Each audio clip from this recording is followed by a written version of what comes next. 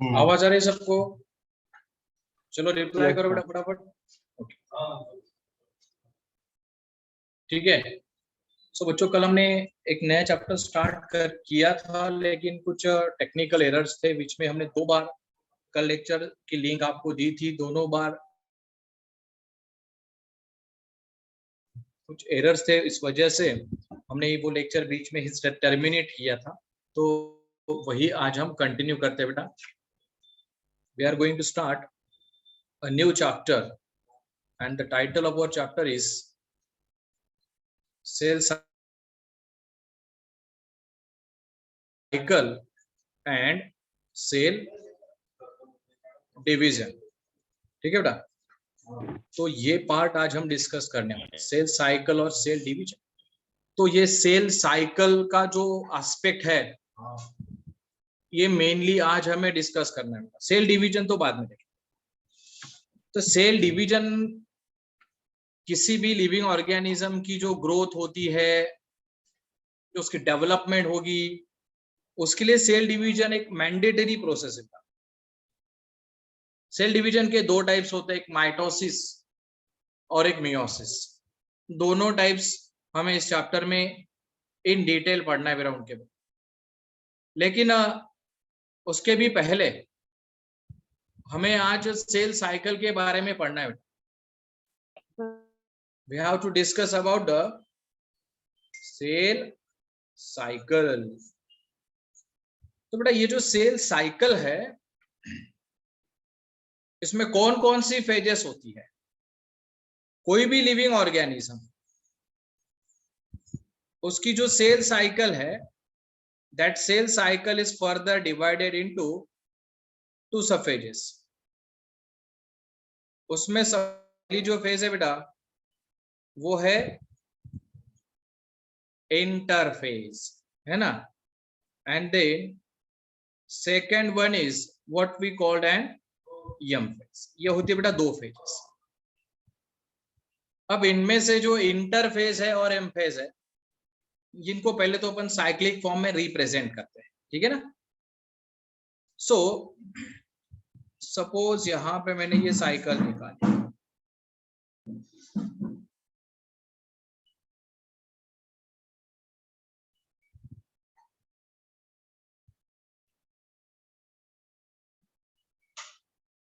इसमें ये जो फेज है पहली G1 phase, then there is a S phase, और उसके बाद आती है बेटा अगली फेज G2, ठीक है ना। और ये जो फेज है लास्ट वाली, ये है यम फेज।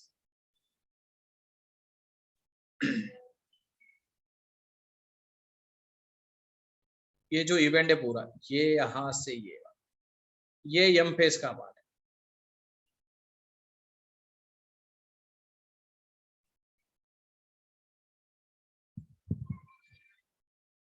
ठीक है, ये है बेटा यम phase.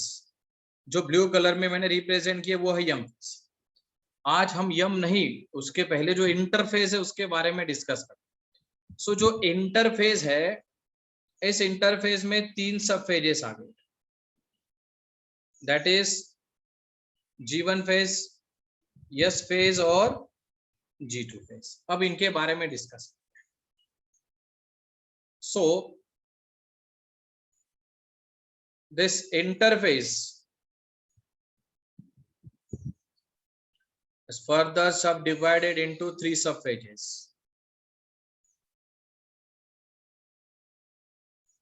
First one is G1 phase, S phase, and then G2 phase। ये हो गया बेटा उसके तीनों टाइप्स। अब इन तीनों टाइप्स में अगर हम देखें तो क्या डिफरेंस है? तो डिफरेंस, सपोज देखो बेटा, अभी सबसे पहले तो मान लो ये एक सेल है, मेरे पास एक सेल है, ये सेल का डीएनए है, ठीक है, ये डीएनए है सेल। अभी सेल को अगर डिवाइड होना है तो उसके लिए सबसे पहला चेंज क्या होगा, देखो नोटिस करो सब लोग, ये ए डायग्राम है, ये बी डायग्राम है, दोनों डायग्राम्स में चेंज क्या हुआ बताओ, व्हाट इज द चेंज, कोई बता सकता है? डीएनए 2। यस, उसके डीएनए का रेप्लिकेशन हो गया, रेप्लिकेशन हो गया मतलब डुप्लीकेशन हो गया। जो डीएनए की पहले एक ही कॉपी थी, उस डीएनए की अब क्या होगी बेटा, दो कॉपीज फॉर्म होगी, बराबर कि नहीं? और उसी प्रोसेस को अपन डीएनए का रेप्लिकेशन कह सकते हैं, डीएनए रेप्लिकेशन। अब रेप्लिकेशन के साथ अगली फेज में क्या होगा, देखो बेटा, उसका जो साइटोप्लाज्म था, ये साइटोप्लाज्म भी डिवाइड हो गया। साइटोप्लाज्म डिवाइड हो गया मतलब अल्टीमेटली एक सेल से दो डॉटर सेल बन गए बेटा, है ना? तो ये तो सेल डिवीजन मैंने एकदम शॉर्ट में आपको बता दिया, उसके लिए तो हमें 4-5 लेक्चर्स लगेंगे सेल डिवीजन कैसे होगा उसके लिए। लेकिन सेल डिवीजन होने के लिए सबसे इंपॉर्टेंट क्या है कि सेल का जो जेनेटिक मटेरियल है डीएनए, उसका रेप्लिकेशन होना बहुत जरूरी है। और ये सब जो चेंजेस है, ये चेंजेस कहाँ पे होंगे बेटा, इंटरफेस के अंदर। क्योंकि ये जो इंटरफेस है, इस इंटरफेस को अल्टरनेटली कहा जाता है प्रिपरेटरी फेज। क्या नाम दे दिया उसको मैंने, प्रिपरेटरी फेज। तो इसको मैंने प्रिपरेटरी फेज क्यों कहा, क्योंकि इस फेज में सेल खुद को प्रिपेयर कर रही है सेल डिवीजन के लिए। इसका मतलब सेल को खुद को डिवाइड होने के लिए जो भी चेंजेस, जो भी मटेरियल लगने वाला है, वो पूरे चेंजेस सेल प्रिपरेटरी फेज में कंप्लीट करे। तो कौन कौन से चेंजेस है, वो चेंजेस के बारे में डिस्कस करते हैं। तो अब देखो बेटा, यहाँ पे जो यस फेज है, तो इस एस का मीनिंग क्या है? S means it's a synthesis phase, मतलब कुछ ना कुछ तो इसमें सिंथेसाइज होगा। ये जो G1 फेज है, जी का मीनिंग क्या होता है बेटा, जी का मीनिंग होता है ग्रोथ फेज, ठीक है ना? ये हो गई ग्रोथ फेज। सिमिलरली ये जो G2 है, इसमें भी क्या होगा बेटा, there is also a growth, that is growth phase. अब पिछले इसमें डायग्रामेटिक रिप्रेजेंटेशन में मैंने ये बताया कि ये नॉर्मल सेल थी, डिवीजन होने के पहले उसके डीएनए की दो कॉपीज बन गई बेटा, मतलब इसको अपन कहते हैं डीएनए का रेप्लिकेशन होना। और ये डीएनए का रेप्लिकेशन कब होगा बेटा, यस फेज के अंदर। हाँ, सेल साइकिल स्टार्ट कहाँ से होती है, यहाँ से, G1 से। ये सबसे पहला इवेंट होगा, फिर यस फेज होगी, फिर G2 फेज होगी, और बाद में यम फेज होगी बेटा, है ना? So S phase is characterized by what, that is DNA replication. तो एस फेज में डीएनए का रेप्लिकेशन होने वाला है, ठीक है? अब डीएनए रेप्लिकेशन तो हो गया, लेकिन अभी ऑलरेडी हम cell the unit of life chapter discuss कर चुके हैं। तो उस चैप्टर में हमने ये देखा कि जो डीएनए है वो डबल स्ट्रैंडेड है, और डीएनए के दोनों स्ट्रैंड्स पे निगेटिव चार्ज है। तो फिर डीएनए की कॉइलिंग के लिए कुछ स्पेशलाइज्ड प्रोटीन्स की जरूरत है बेटा, और उन प्रोटीन्स को अपन कहते हैं हिस्टोन प्रोटीन्स, बराबर कि नहीं? अब इस एस फेज में डीएनए का रेप्लिकेशन हो गया, और डीएनए रेप्लिकेशन के साथ और एक इवेंट वहां पे होगा, what, that is the synthesis of histone protein. देखो बेटा, एस मतलब सिंथेसिस। तो ये दो मेजर चेंजेस उसमें हो गए। एक तो डीएनए का रेप्लिकेशन हो गया, लेकिन सिर्फ डीएनए रेप्लिकेट होके भी कुछ फायदा नहीं होगा, उसकी कॉइलिंग होना बहुत जरूरी है। और ये कॉइलिंग कौन करता है बेटा, हिस्टोन प्रोटीन। तो ये दोनों का सिंथेसिस हो गया यस फेज में, ठीक है? और एक चेंज यस फेज में होता है, अगर वो एनिमल की सेल है, if it is animal cell then centriole also get duplicate in animal cell। एक सेल ऑर्गेनेल जो देखा था बेटा अपन ने पिछले चैप्टर में, सेंट्रियोल, ये सेंट्रियोल भी क्या होगा, डुप्लीकेट होगा। क्यों डुप्लीकेट होगा, ये कल के लेक्चर में समझ में। स्पिंडल फाइबर वो बनाता है। ये तीन चेंजेस किसके हो गए बेटा, यस फेज के अंदर। लेकिन ये सेल साइकिल की डायग्राम है, देखो यस फेज आने से पहले कौन सी फेज होगी बेटा, G1 होगी, बराबर की नहीं? और इसीलिए ये जो G1 या G2 है, इसको अल्टरनेटली क्या कहा जाता है, ये जो G1 है इसको अल्टरनेट मैंने नाम दे दिया पोस्ट माइटोटिक गैप फेज। और ये जो G2 है इसको क्या नाम दिया, देखो बेटा, इसको मैंने नाम दे दिया प्री माइटोटिक गैप फेज। दोनों में डिफरेंस क्या है, देखो बेटा, G1 को क्या कहा मैंने, पोस्ट माइटोटिक, और G2 को क्या कहा बेटा, प्री माइटोटिक। क्यों, देखो वही सेल साइकिल में यहां से एक बार फिर से लिखा, ये सबसे पहला इवेंट होगा G1, उसके बाद होगा बेटा यस, उसके बाद होगा G2, बराबर कि नहीं, और फिर यहाँ पे ये होगा बेटा यम फेज।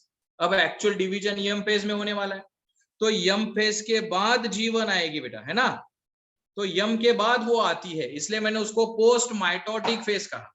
और ये जो G2 है ये यम के पहले आएगी, है ना, तो pre mitotic phase, pre means before, before the M phase, और G2 जो है वो यम के बाद आएगी, इसलिए मैंने उसको कहा पोस्ट माइटोटिक फेज।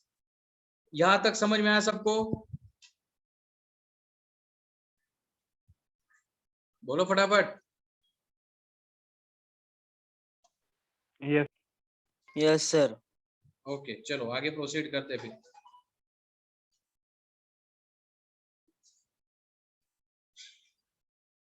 सो अब ये जो G1 फेज है जिसमें ग्रोथ होने वाली है, तो ग्रोथ होगी मतलब एग्जैक्टली क्या होगा बेटा, that is there is the synthesis of, किसका सिंथेसिस होगा, that is RNA and proteins, इन दोनों का सिंथेसिस होगा। और ये जो G2 है इसमें क्या होता है,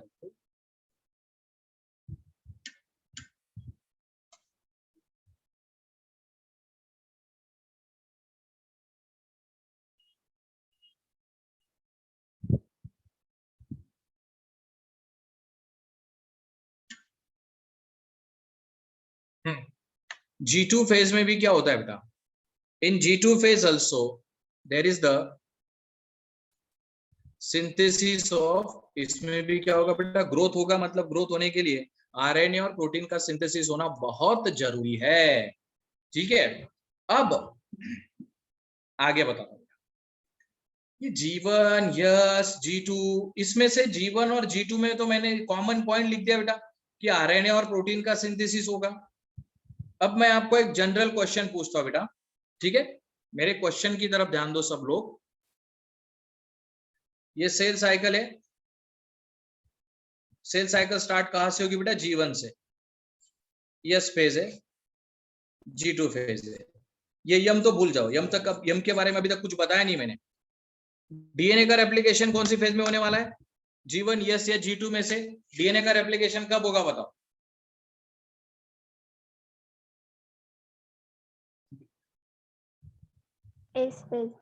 एस फेज में डीएनए का रेप्लिकेशन होगा, बराबर कि नहीं बेटा।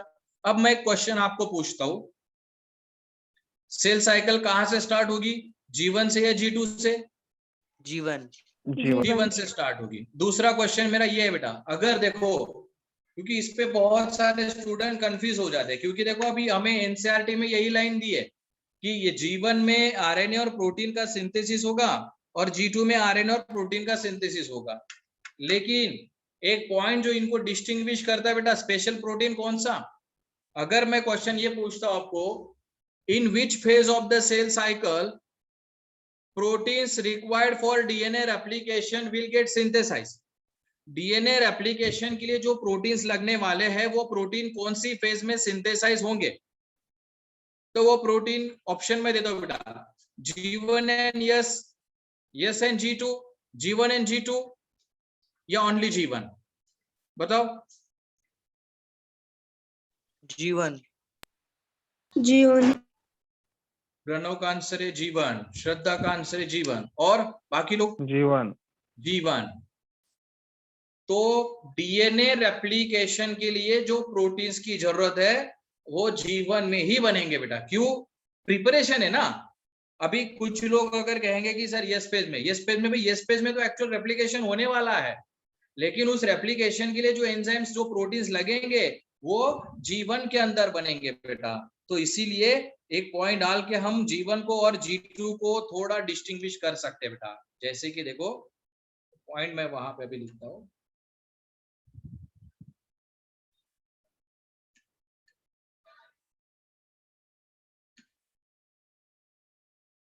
व्हाट, तो प्रोटीन्स कौन से, that is the proteins required for DNA replication. DNA replication के लिए जो प्रोटीन्स लगते हैं वो G1 में बनेंगे बेटा। और इधर G2 के अंदर कौन सा प्रोटीन बनेगा, वहां पे एक प्रोटीन बनता है बेटा, अभी बस उस प्रोटीन का नाम ध्यान में रखो, टिबिलिन प्रोटीन। तो ये टिबिलिन प्रोटीन जो है सेल डिवीजन के लिए, स्पिंडल फाइबर एक बहुत इंपॉर्टेंट अपैरेटस होता है बेटा, कल के लेक्चर में वो आएगा। वो स्पिंडल फाइबर बनने के लिए बहुत इंपॉर्टेंट होता है टिबिलिन। तो टिबिलिन G2 में बनेगा और डीएनए रेप्लिकेशन के प्रोटीन G1 में बनेंगे और एक्चुअल एस फेज में डीएनए का रेप्लिकेशन होगा। ये तो फेज होगी बेटा इंटरफेज। अब ये जो इंटरफेज है इसमें से ये इंटरफेस कंज्यूम करती है total 95% duration of cell cycle. देखो बेटा क्या लिखा मैंने, it consumes the 95% duration of cell cycle. मतलब किसी भी सेल को डिवाइड होने के लिए जितना ड्यूरेशन चाहिए उसमें से 95% ड्यूरेशन तो इंटरफेस को लगेगा। और फिर जो एम फेज है, एम फेज के बारे में बताओ।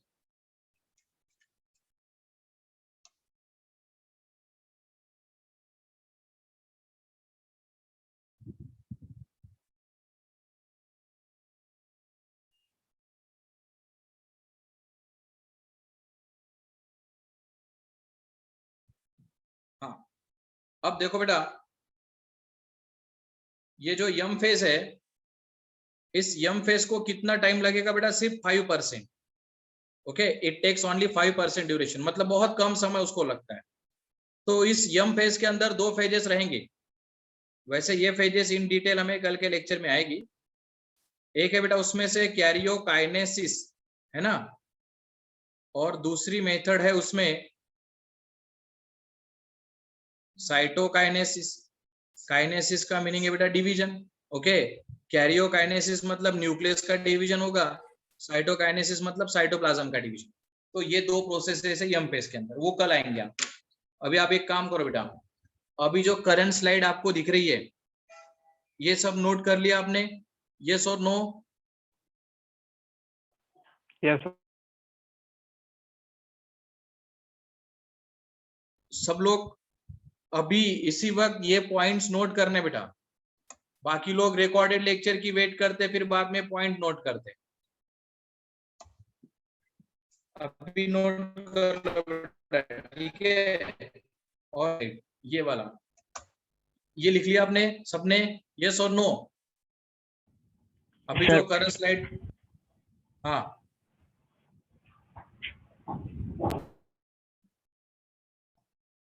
नो, तो ये लिख लो बेटा। अभी जो करंट स्लाइड दिख रही है आपको, हर एक वर्ड इसका इंपॉर्टेंट है, कौन सी फेज में क्या चेंज होता है सब नोट कर लो। 2 मिनट लगे तो मैं रुकता हूँ यहाँ पे अभी, फिर आगे मैं कंटिन्यू करूंगा।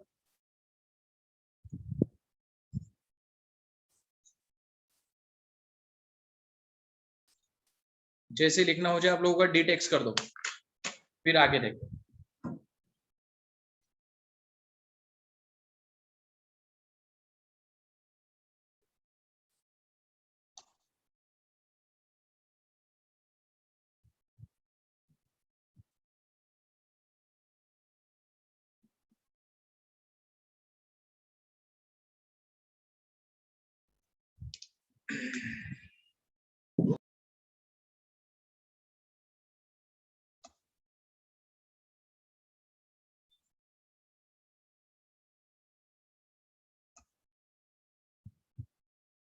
फिजिक्स का लेक्चर खत्म होने के बाद इमीडिएटली 2-4 मिनट में अपना बायोलॉजी का लेक्चर होता है बेटा।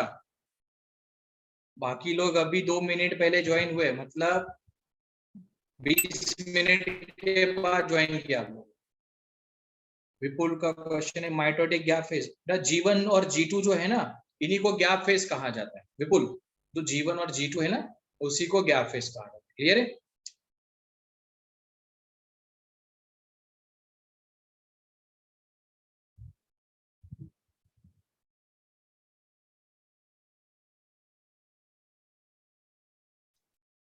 विपुल समझ में आ गया? अब इसमें प्रिया, शिवानी और ठीक है, बहुत लेट ज्वाइन किया बेटा आप लोगों ने, 20 मिनट हो गए। माइटोटिक मतलब बेटा माइटोसिस है ना, माइटोटिक मतलब माइटोसिस।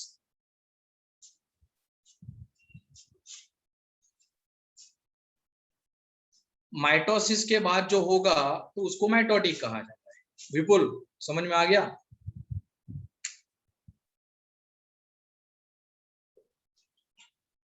चलो नोट कर लो ये सब।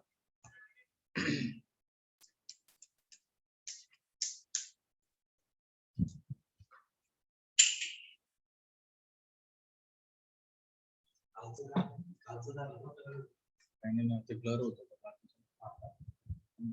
प्रॉब्लेम तो ये होता रिकॉर्डिंग छोड़ दी साहब। हाँ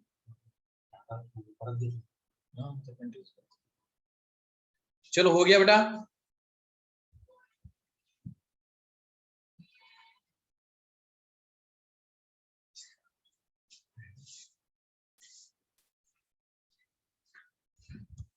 भाई सब सो गए कि लेक्चर में है सब? कुछ समझ भी नहीं आ रहा मुझे। सर हाँ हो गया सर। हो गया। ऐसा रिप्लाई करो ना भाई, बस चल रहा है चलने दो सर। हाँ ऐसे रिप्लाई तो आना चाहिए यार, मुझे कैसे समझ में आएगा। चलो ठीक है, अब आगे कंटिन्यू करते हुए, अब ये जो इंटरफेस है, देखो बेटा, अब मैं आपको बताने जा रहा हूं जी नॉड फेस के बारे में। जी नॉड फेस, और ये जो जी नॉड फेस है, इसी जी नॉड को फेस को क्वोशंट फेस कहा जाता है। क्या नाम दिया मैंने? Quotient face. तो ये जी नॉड मतलब क्वोशंट फेस क्या है? अब मैं सेल साइकिल निकालूंगा बेटा, आप लोग मुझे लेवल बताओगे। चलो यहाँ पे कौन सा आएगा? ये सबसे पहला वाला कौन सी फेज है बताओ? जीवन फेज। जीवन। ओके ये हो गया G1, ये आएगा बेटा यस, इधर आ गया G2, और फिर ये आएगा अपना यम, बराबर कि नहीं? अब इस यम में डिवीजन होने वाला है, ये डिवीजन अभी तक पढ़ा नहीं बेटा अपन ने। ओके, अब मान लो डिवीजन हो गया, माइटोसिस मियोसिस हो गया, तो डिवीजन होने के बाद सेल जो है वो सेल साइकिल के बाहर चली गई। अब ये दो सेल जो निकाली बेटा मैंने, ये डॉटर सेल है। हाँ सब लोग ध्यान दो, बस समझ लो मैकेनिज्म को।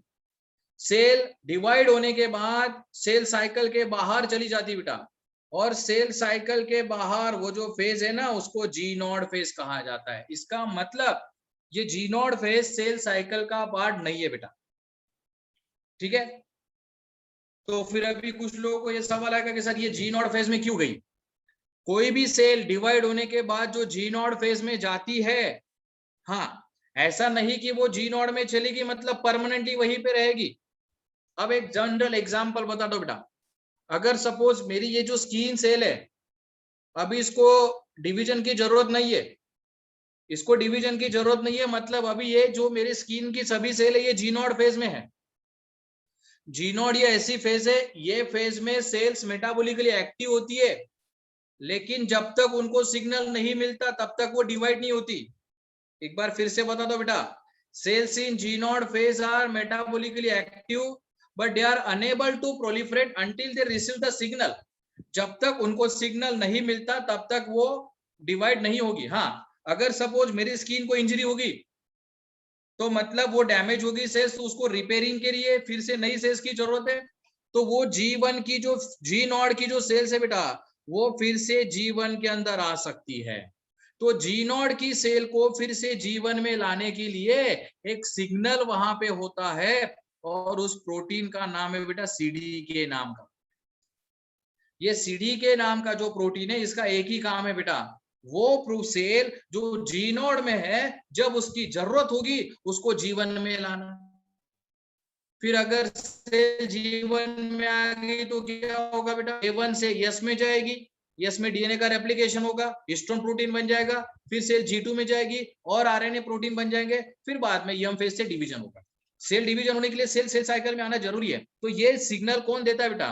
ये सिग्नल देने वाला जो प्रोटीन है उस प्रोटीन का नाम है साइक्लिन डिपेंडेंट काइनेज। देखो बेटा क्या नाम दिया मैंने, cyclin dependent kinase. So G naught phase या क्वेश्चन फेज का मतलब क्या है? During this phase cell exit from cell cycle. ठीक है, पहली बात तो सेल जो है बेटा वो सेल साइकिल के बाहर चली गई। दूसरा, वो जो सेल्स है that cells are metabolically active, cells are metabolically active but they are unable to divide, लेकिन वो डिवाइड नहीं होते until they receive the signal, until they receive the signal। Aryan को कोई डाउट है? आर्यन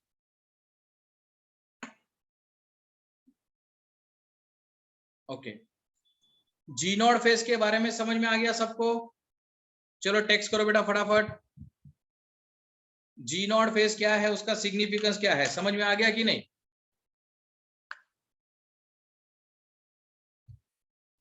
ओके चलो फिर नोट कर लो, ये अभी करंट स्लाइड जो है वो नोट कर लो,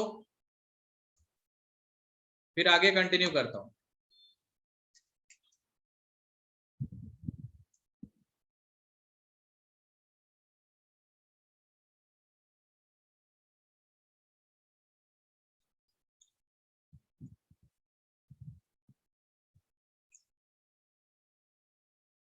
लिखना हो जाए डिटेक्ट कर दो।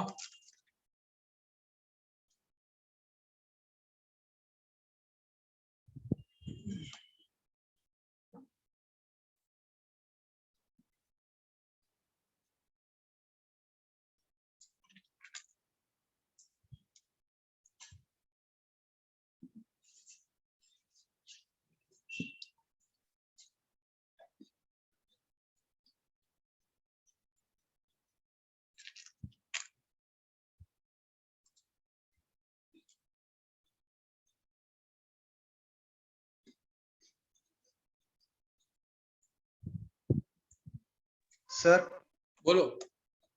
सर यम फेज में मियोसिस भी होता है क्या? हाँ, यम के दोनों मीनिंग है बेटा। यम का मीनिंग आप माइटोसिस भी ले सकते हो, मियोसिस भी ले सकते हो। तो कौन सा मीनिंग लेना फिर?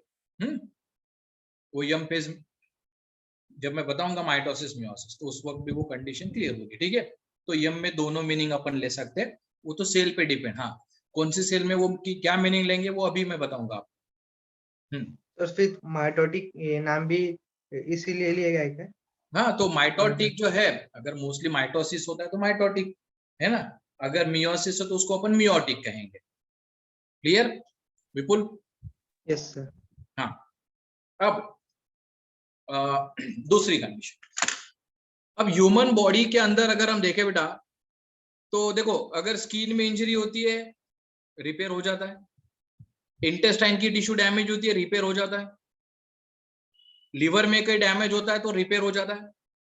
तो अपनी मोस्टली जो बॉडी की मोस्ट ऑफ जो सेल्स है अगर उनमें डैमेज होता है बेटा तो वो रिपेयर हो सकते हैं, है ना। लेकिन अपने बॉडी के अंदर ऐसी दो ही सेल है बेटा, एक पर्टिकुलर स्टेज के बाद वो सेल्स डिवाइड नहीं होती। उसके दो एग्जांपल्स हम ले सकते हैं बेटा, एक तो अपनी नर्व सेल है ना, ब्रेन की नर्वस सिस्टम की सेल्स, और दूसरा ह्यूमन हार्ट में जो मसल्स होते हैं जिसको अपन सिंपली कहते हैं बेटा कार्डियक मसल्स। तो कार्डियक मसल्स और नर्व सेल ये सेल्स डिवाइड नहीं होती, मतलब इसमें रिपेयरिंग नहीं होता बेटा। तो इसके रिलेटेड मैं क्वेश्चन आप लोगों को पूछता हूं, ह्यूमन नर्व सेल्स और cardiac muscles are unable to divide, it means they are in dash dash phase of the cell cycle. तो इसका मतलब वो सेल साइकिल की कौन सी फेज में है बेटा? Option 1 G1, option second G2, third option G0, last option none of the above. G naught. बताओ। None of the above. Cell में आ जाती बेटा तो जीवन हो जी, अगर वो सेल करेंगे का मतलब वो डिवाइड होगी ही होगी, लेकिन वो अगर जी नॉट में है means it is out of the cell cycle, वो तो सेल साइकिल के बाहर है। हाँ, जब तक सिग्नल नहीं मिलता तब तक वो डिवाइड नहीं होती। ये होती है बेटा जी नॉट फेज। हाँ, और इसी जी नॉट का कंट्रोल अगर लॉस हो गया बेटा तो उसकी वजह से क्या होता है, कैंसर। कैंसर के बारे में सुना होगा आप लोगों ने, uncontrol cell division. Uncontrol cell division का मतलब क्या होता है बेटा, कैंसर। और ये कैंसर कौन सी फेज से होता है, जी नॉट की एबनॉर्मेलिटी की वजह से। सो इसमें और एक पॉइंट आप लोग ऐड कर सकते हो बेटा, that is the loss of control, loss of control at G naught phase में लीड्स टू कैंसर। मतलब अनकंट्रोल डिवीजन होगा तो कैंसर में होता है क्या बेटा, अनकंट्रोल डिवीजन होने की वजह से बहुत सारी सेल्स डिवाइड होके फॉर्म हो गई। So large number of cells बन गए तो इसका मतलब वहां पे ट्यूमर बन जाती है, और ये ट्यूमर फॉर्म होना मतलब ये कैंसर का कैरेक्टरिस्टिक साइन। सो ये जी नॉट फेज हो गया। आगे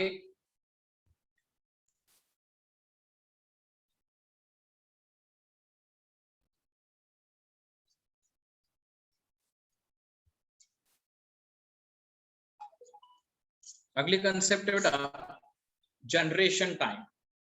now what is the generation time? Generation time क्या होता है बेटा, हर एक सेल के लिए अलग अलग होता है। So it is the time duration, time duration which is required for cell division।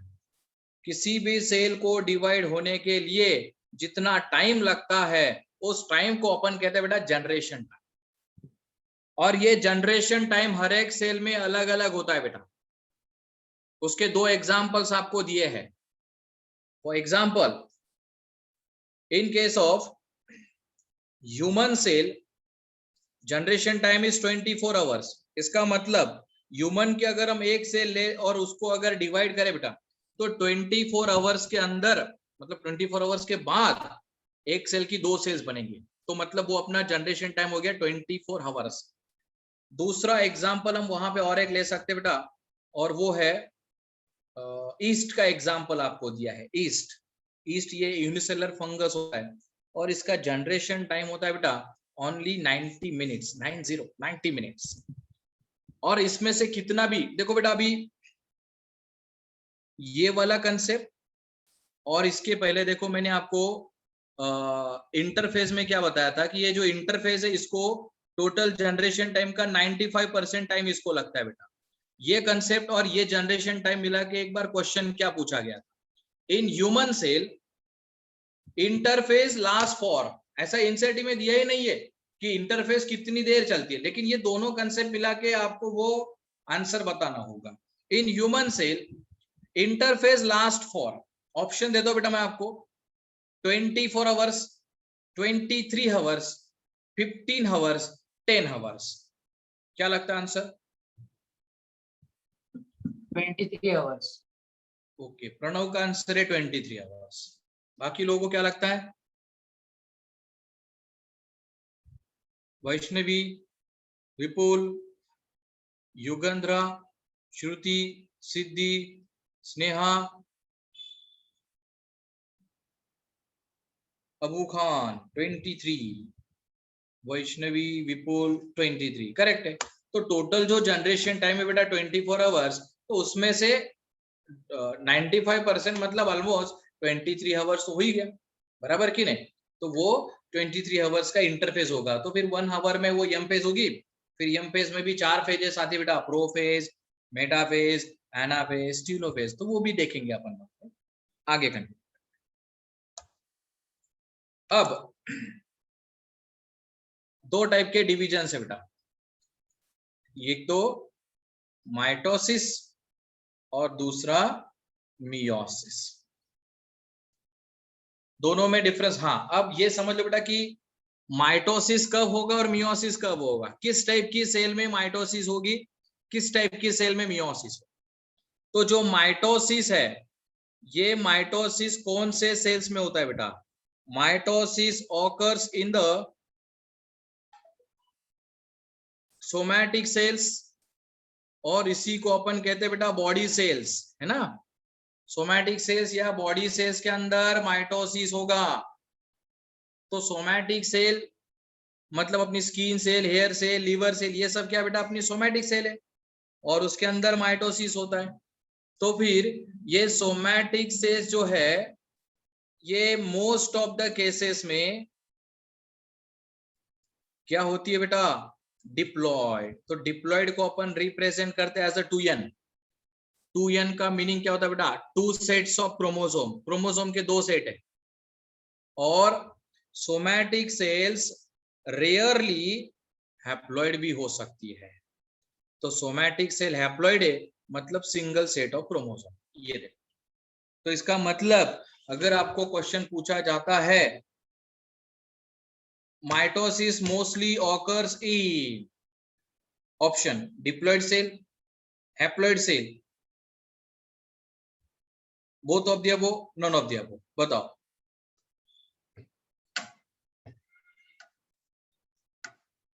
क्या लगता है माइटोसिस किस में होगा, मोस्टली ऑकर्स इन, सिर्फ होगा नहीं, ज्यादातर किस में होगा, diploid cell, haploid cell, both of the above, none of the above, बताओ आंसर।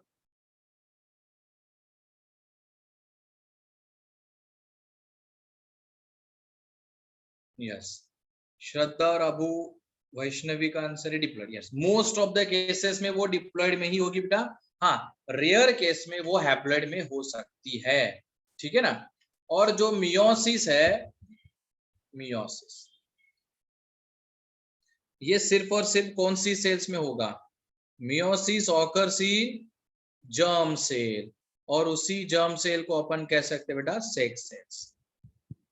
ओके, तो जो जर्म सेल्स है, ये जर्म सेल्स हमेशा डिप्लॉइड रहती है बेटा। ऐसे कोई एक्सेप्शनल जर्म सेल नहीं है कि जो हैप्लॉइड है, जर्म सेल्स मोस्टली डिप्लॉइड होती है। इसका मतलब मियोसिस सिर्फ और सिर्फ डिप्लॉइड सेल में होंगी, कभी भी मियोसिस हैप्लॉइड सेल में नहीं होती है।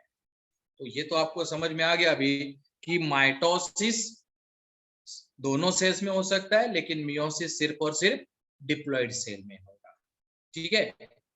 आगे अभी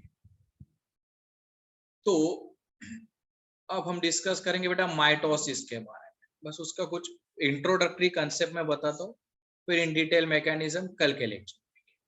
mitosis, this mitosis is also called as what, इसी माइटोसिस को अल्टरनेटली क्या कहा जाता है, सोमैटिक सेल डिवीजन, क्योंकि वो सोमैटिक सेल में होगी जैसे कि अभी मैंने बताया।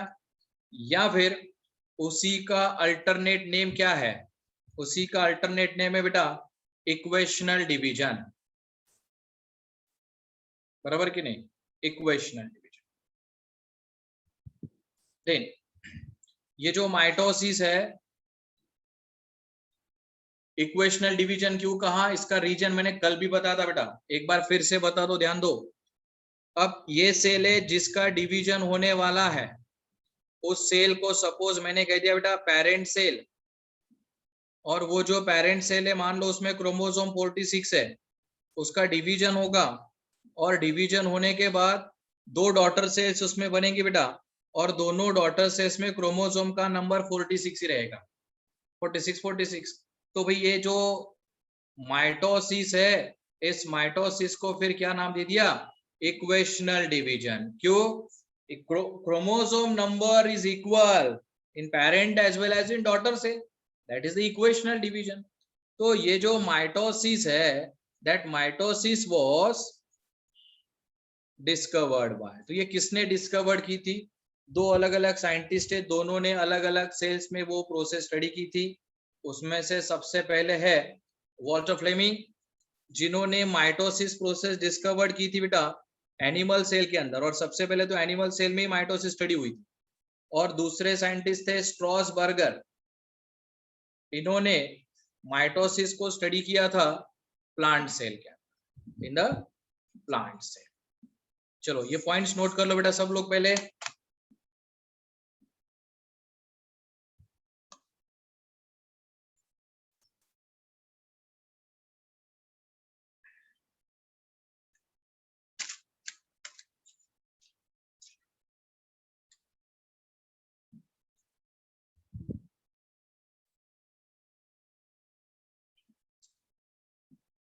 लिखना हो जाए तो बता दो।